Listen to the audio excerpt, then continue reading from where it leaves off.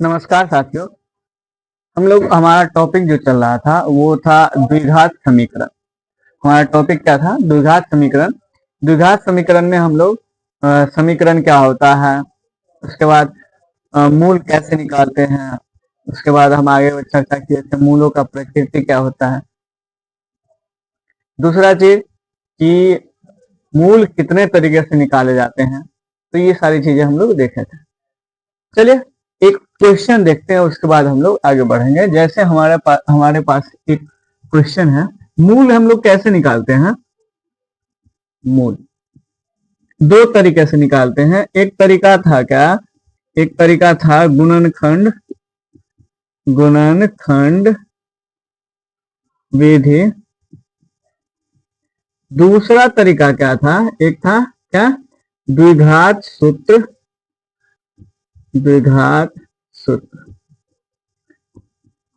ये क्या था? तो द्विघात सूत्र में हम लोग देखे थे x equal to minus B plus minus under root B square minus 4ac by 2a। तो ये एक हम लोग फॉर्मूला देखे हुए थे। अब इस फॉर्मूला में हम लोग देखे थे, तो ये जो है अंडर रूट में बी स्क्वायर माइनस 4ac, इसको क्या बोला जाता है? डी बोला, रूट अंडर डी। डी बराबर क्या होता है? B square minus 4ac। ये भी हम लोग देखे थे। इसको हम लोग क्या बोलते हैं? विवेचक या विवेचकता बोलिए, आप इंग्लिश में डिस्क्रिमिनेंट बोलते हैं इसको। तो ये सारी चीजें हम लोग डिस्कस कर चुके थे। अब जैसे द्विघात बहुपद में जो है शून्यकों का योग था, शून्यकों का गुणनफल था, वैसे ही जो है द्विघात समीकरण में अगर वहां पे शून्यक होता था और यहाँ पे मूल होता है, क्या होता है? मूल। तो मूलों का योग या मूलों का गुणनफल पूछ दे, या मूलों का योग और गुणनफल दिया हुआ है उसका जो है समीकरण पूछ दे, तब कैसे निकालेंगे? ठीक है, उसी चीज पे हम लोग आज डिस्कस करेंगे और एक दो क्वेश्चन बनाएंगे। चलिए देखते हैं। तो हम लोग दो तरीके से देख लिए थे कि मूल तो समझ गए थे, मूल कैसे निकालेंगे वो भी समझ गए थे। अब जैसे हमारे पास कोई क्वेश्चन है और उसमें मूल दिया हुआ है और समीकरण बोल रहा है निकालने के लिए, या समीकरण दिया हुआ है मूलों का योग बोल रहा है निकालने के लिए, तब कैसे निकालते हैं? तो हम लोग देखे हुए थे कि जैसे टॉपिक क्या था हमारा पीछे, मूलों के बीच संबंध। ठीक है, उसमें हम लोग पहला चीज क्या था कि मूलों का योग, मूलों का योग, वो मूल क्या होता था? मान लीजिए जैसे हमारे पास मूल एक अल्फा है और एक बीटा है, वैसे ही alpha plus beta equal to क्या होता था? Minus B by A. Minus B क्या होता है? बी क्या होता है? तो बी इक्वल टू एक्स का गुणांक। सी क्या होता था? सी इक्वल टू अचर पद का गुणांक, या अचर पद बोले। और ए क्या होता था? ए होता था क्या? एक्स स्क्वायर का गुणांक। तो ये चीज हम लोग देख चुके हैं। जैसे यहाँ पे है मूलों का योग alpha plus beta minus B by, तो माइनस बी क्या हो जाएगा? बी हो जाएगा एक्स का गुणांक, और ए हो जाएगा क्या? अचर पद का गुणांक। क्या बोले? अचर पद। तो ये चीज। दूसरा पॉइंट था क्या? मूलों का गुणनफल। गुणनफल मतलब अल्फा इंटू बीटा, वो क्या था? तो सी बाय ए। सी क्या होता है? तो सी होता है अचर पद का गुणांक, या अचर पद बोले। ए क्या होता है? एक्स स्क्वायर का गुणांक। तो ये चीज हम लोग। अब अगर मान लीजिए कि समीकरण पूछ दे कि जो है मूलों का योग रहे और मूलों का गुणनफल या मूल दिया हुआ रहे और उसका समीकरण निकालने के लिए, तो समीकरण निकालने के लिए हम लोग क्या करते हैं, समीकरण क्या है, समीकरण का फॉर्मूला क्या होता है, एक्स स्क्वायर माइनस मूलों का योग इंटू एक्स, उसके बाद क्या होगा प्लस क्या होगा, मूलों का गुणनफल।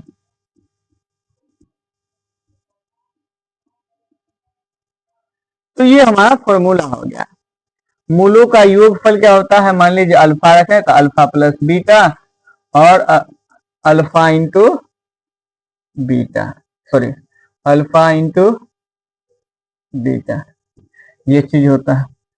तो हमारे पास हम लोग देखें कि समीकरण दिया हुआ उसमें मूलों का योग बोले तो ऐसे निकाल सकते हैं, मूलों का गुणनफल बोले तो ऐसे निकाल सकते हैं, मूल दिया हुआ और समीकरण बोले तो ऐसे निकाल सकते हैं। तो ये चीज हम लोग देखे थे। और मूल कैसे निकालते हैं उसमें भी देखे थे। मूल जो है दो तरीके से निकाला जाता है, गुणनखंड विधि से, द्विघात सूत्र से, तो दो तरीके से। उसमें हम लोग विवेचक देखे थे। विवेचक क्या होता है, क्या क्वेश्चन क्या है, 3x² minus sorry 3x² equal to x plus 4 का मूल ज्ञात करें। तो हम लोग सीखे हैं कि मूल दो तरीके से निकाल सकते हैं। चलिए दोनों तरीके से हम लोग निकालेंगे। तो सबसे पहले हल लिखते हैं। हल क्या है, question 3x² equal to x plus 4, ये हमारा दिया हुआ है, ठीक है। तो इसको हम लोग क्या कर सकते हैं, ऐसे लिख सकते हैं 3x² minus x minus 4 equal to 0, ये चीज तो लिख सकते हैं। अब हम इसको मूल जो निकालेंगे, मूल तो दो तरीका से निकालेंगे। एक क्या, गुणनखंड, दूसरा सूत्र, मतलब द्विघात सूत्र। दोनों तरीका से हम लोग निकाल।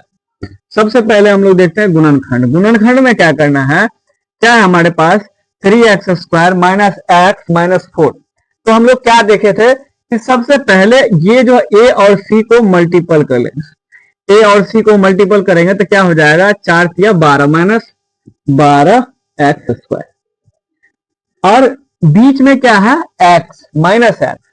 तो हमको ऐसा नंबर, ऐसा दो फैक्टर जो है ढूंढना है जो क्या करे, गुना करके माइनस 12x² आ रहा है और प्लस माइनस करके x लाए। तो जो है आपको गुना क्या क्या करने पर 12x आएगा। तो देखिए एक 6 और एक 2, इस दोनों को मल्टीपल करेंगे तो 12 आता है, ठीक है। उसके बाद दूसरा क्या होता है, तो दूसरा है 3 और 4, इसको भी मल्टीपल करेंगे तो 12 आएगा, ठीक है। लेकिन हमें जो है जो घटाव करके प्लस माइनस करके क्या करना है, माइनस x लाना है, मतलब 1। तो इस दोनों को अगर प्लस माइनस करे तो 6 में से 2 गया तो क्या हो जाएगा, 4 हो जाएगा, या प्लस करे तो 8 हो जाएगा। तो ये तो नहीं आया। लेकिन यहां पे देखे अगर इस दोनों को मल्टीपल किए तो 12 हो गया। इसको हम क्या करेंगे, 4 में से 3 माइनस कर लेंगे तो 1 हो जाएगा। मीन्स ये कि 4x माइनस 4x और प्लस 3 करेंगे तो क्या हो जाएगा, क्या हो जाएगा 3x, तो x हो जाएगा। और इस दोनों को मल्टीपल करेंगे, अगर मल्टीपल किए तो माइनस 12x² हो जाएगा। इसका मतलब एक फैक्टर हमारे पास क्या हो जाएगा, 4 माइनस 4 एक फैक्टर 3। चलिए इसी को हम देखते हैं। तो क्या हो जाएगा, 3x² या प्लस 3x लेंगे, ठीक है। उसके बाद minus 4x minus 4 equal to 0। अब यहां से देखिए 3x दोनों में है, कॉमन ले लेंगे। तो 3x कॉमन लिए तो क्या हो जाएगा, x प्लस 1। और यहां से देखिए 1 1 है 4, तो माइनस 4 इसमें कॉमन ले लेंगे। तो माइनस 4 लिए तो क्या हो गया, x और माइनस माइनस प्लस, तो क्या हो जाएगा 1 इक्वल टू 0। अब देखिए एक दोनों में से एक ये हो गया और एक ये हो गया, तो यहां से हो गया 3x माइनस 4 इक्वल टू 0 और दूसरा क्या हुआ x प्लस 1 इक्वल टू 0। तो यहां से आएंगे तो क्या हो जाएगा 3x equal to 4, x equal to 4/3। एक तो ये हो गया और यहां से देखिएगा तो x इक्वल टू -1। तो एक मूल क्या हो गया 3 और एक मूल क्या हो गया आपका -1। तो यहां से लिख सकते हैं मूल क्या हो गया, एक हो गया आपको 4/3 और एक हो गया -1। तो ऐसे निकाल सकते हैं। ये तो था गुणनखंड विधि से। अगर हमें द्विघात सूत्र से निकालना हो तब क्या करेंगे, तो चलिए देखते हैं हम लोग। द्विघात सूत्र क्या होता है, तो सूत्र बोलता है x इक्वल टू क्या होता है -b plus minus under root b² minus 4ac by 2a। अब क्या करेंगे हम लोग, पहले ए बी से निकालेंगे। ए क्या होता है x² का गुणांक तो 3 है, b क्या होता है x का गुणांक तो -1 है और c क्या होता है अचर पद तो -4 है। अब हमारे पास ए बी सी निकल गया, तो क्या करेंगे सूत्र लगाएंगे। द्विघात सूत्र, सूत्र क्या होता है, तो वो होता है x equal to -b plus minus under root b² minus 4ac by 2a। ठीक है, अब यहां से देखेंगे माइनस और b का मान कितना है -1 plus minus under root b² minus 4। b कितना है -1 का स्क्वायर -4, तो ये हो गया -4 a का मान है 3 और c का मान है -4 बाय 2a। ये हो गया। यहां से देखेंगे तो यह हो जाएगा 1 प्लस माइनस अंडर रूट, यहां कैलकुलेट कीजिएगा तो क्या हो जाएगा 1 माइनस और माइनस प्लस 4 चुका 16 आतिया 48, ये होगा 48 अंडर रूट। तो अंडर रूट क्या हो जाएगा आपको 49/2। a का मान कितना है 36। तो x बराबर क्या हो जाएगा, यहां से लिखिए x बराबर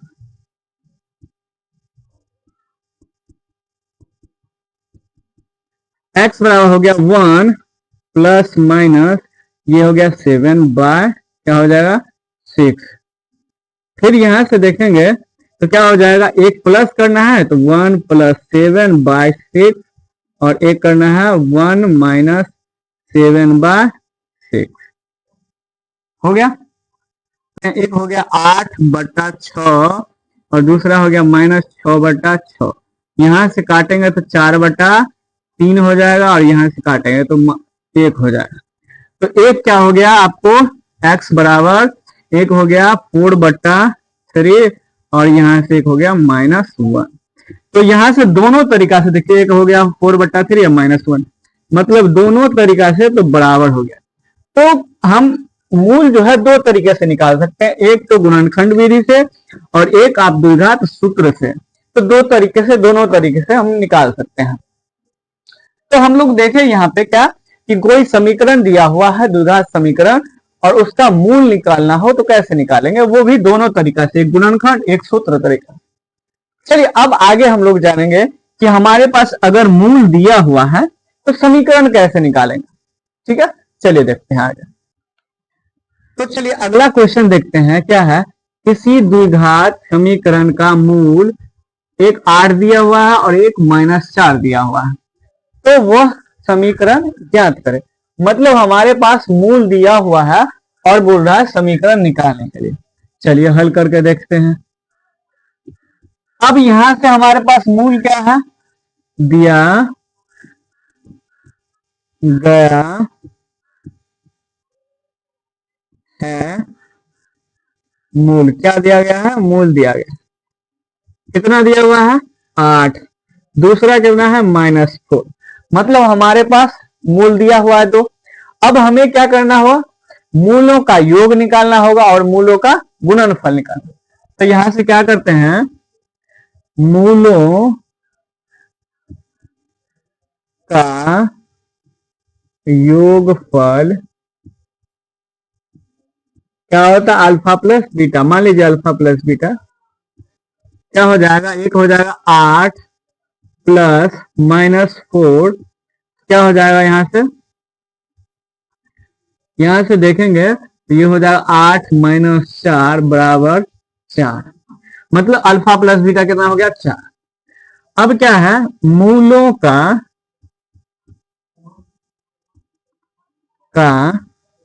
गुणनफल,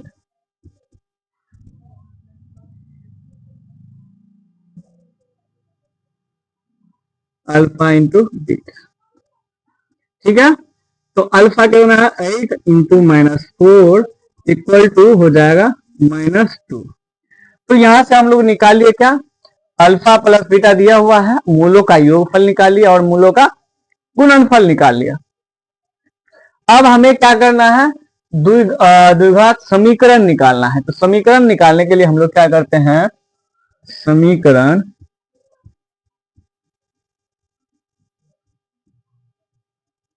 इक्वल टू क्या होता है, एक्स स्क्वायर माइनस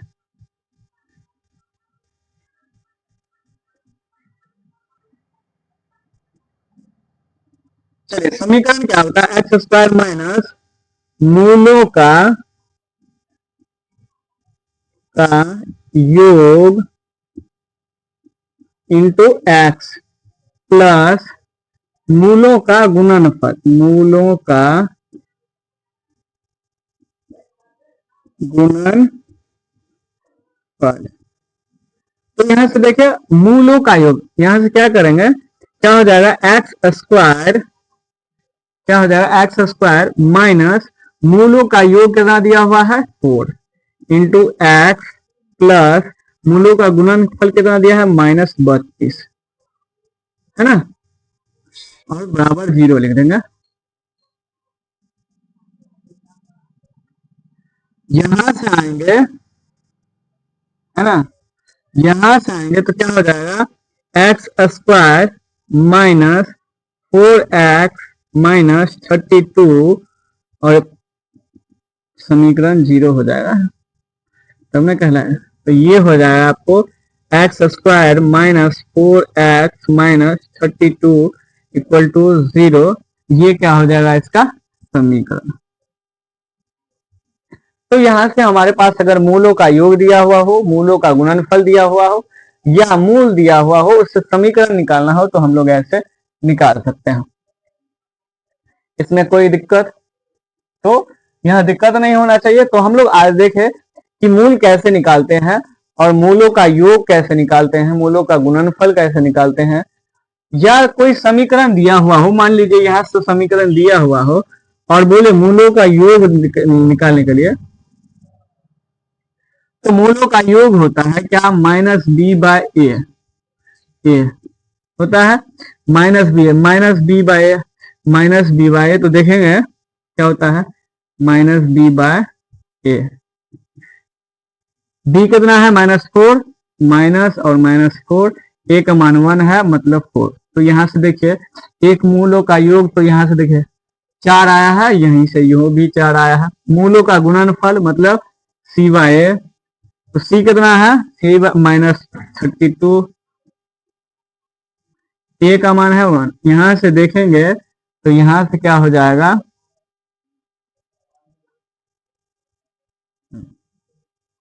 यहाँ क्या हो जाएगा, -32, मूलों का गुणनफल -32, यहाँ से देखिए मूलों का गुणनफल -32 आया है। तो ये चीज हम लोग देखें, मतलब आज हम लोग क्लियरली अगर कोई समीकरण दिया हुआ तो मूल निकालना या मूलों का योग या उस मूल से समीकरण निकालना हो तो हम लोग सीख चुके हैं। मतलब टोटली समझा जाए कि आज के लेक्चर में जो है, और 2-3 लेक्चर पीछे ऑलरेडी हो चुका है, तो आज हम लोग द्विघात समीकरण खत्म कर चुके हैं, समाप्त कर चुके हैं। अब अगला जो है चैप्टर पे जो है हम लोग बढ़ेंगे, वो चैप्टर होगा हमारा क्या, एपी। क्या हो जाएगा एपी, जिसको हम लोग बोलते हैं समांतर श्रेणी। तो ये हम लोग अब अगला चैप्टर पढ़ेंगे अगली वीडियो में। इसी में अगर पूछ दे आपको कि मूलों का प्रकृति, तब क्या करेंगे? तो मूलों का प्रकृति भी देख लेते हैं। मान लीजिए ये तो हो गया,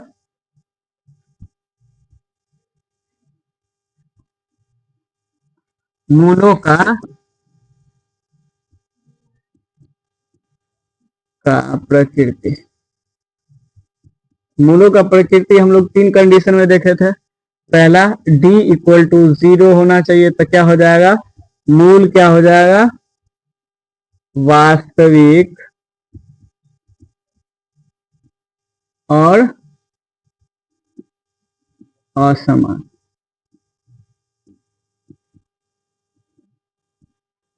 वास्तविक और समान ना,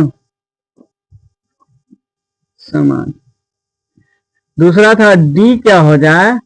बड़ा हो जाए 0 से, तो क्या हो जाएगा? मूल क्या होगा? वास्तविक और असमान। तीसरा था कि जो है d 0 से छोटा हो जाए। क्या हो जाए? d 0 से, मतलब विवेचक 0 से छोटा हो जाए, तो क्या हो जाएगा? मूल क्या हो जाएगा? काल्पनिक। तो यहां से हम लोग निकाल सकते हैं मूल निकालने के लिए। ये विवेचक निकालने के लिए क्या था? d equal to B square minus 4ac। तो ये b निकालने का। अगर द्विघात सूत्र बोला जाए तो क्या था? x बराबर minus B plus minus under root B square minus 4ac by 2a। तो ऑल ओवर हम लोग देख चुके हैं सारा का सारा। इसमें अगर आपको कोई दिक्कत हो इस टॉपिक में या इस चैप्टर में, तो आप कमेंट बॉक्स में बता सकते हैं। तो आज जो है हम लोग द्विघात समीकरण खत्म कर चुके हैं। अगला टॉपिक हमारा ये होगा। तो आज के लिए इतना ही रखते हैं। धन्यवाद। चलिए आगे अगले वीडियो में मिलते हैं।